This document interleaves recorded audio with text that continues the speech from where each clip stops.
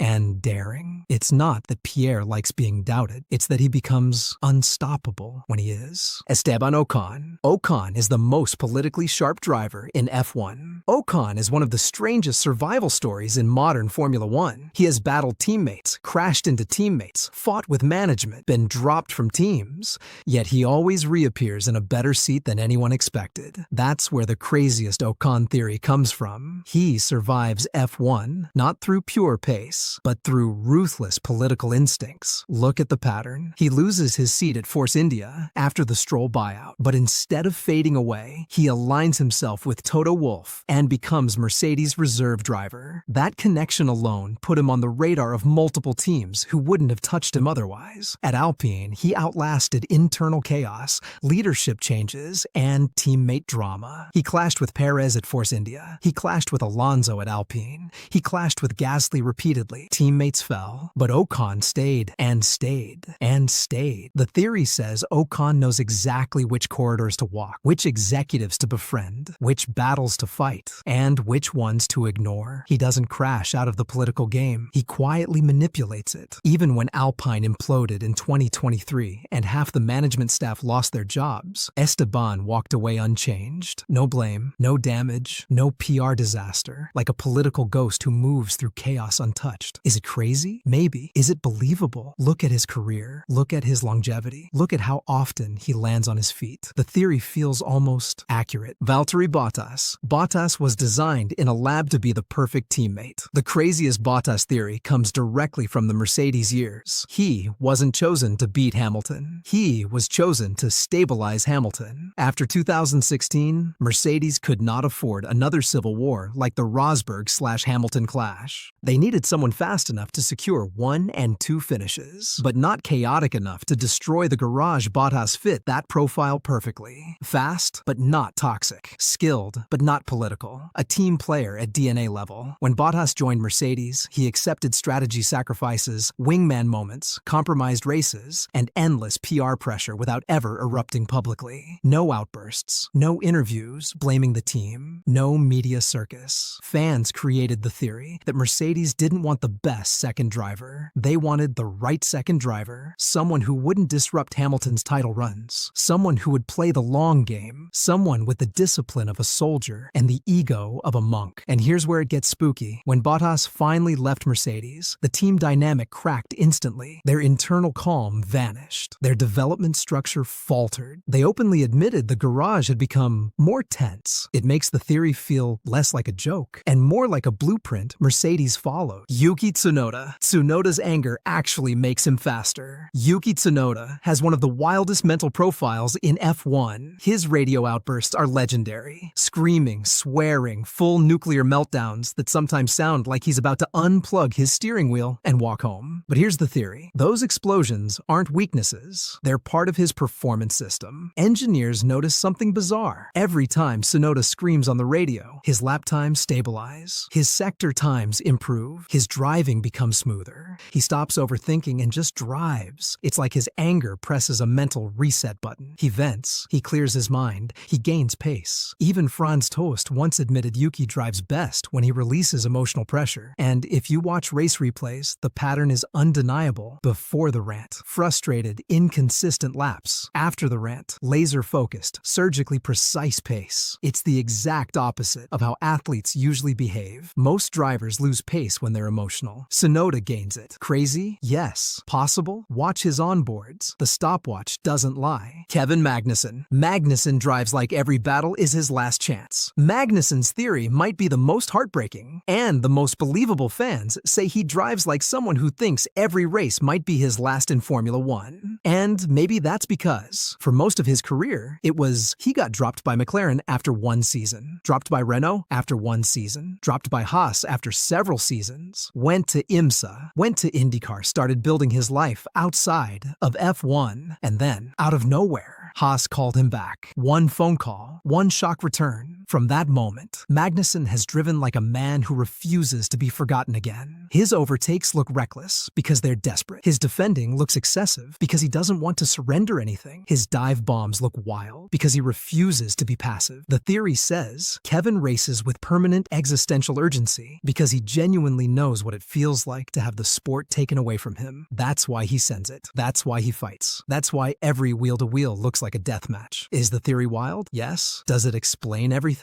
Absolutely.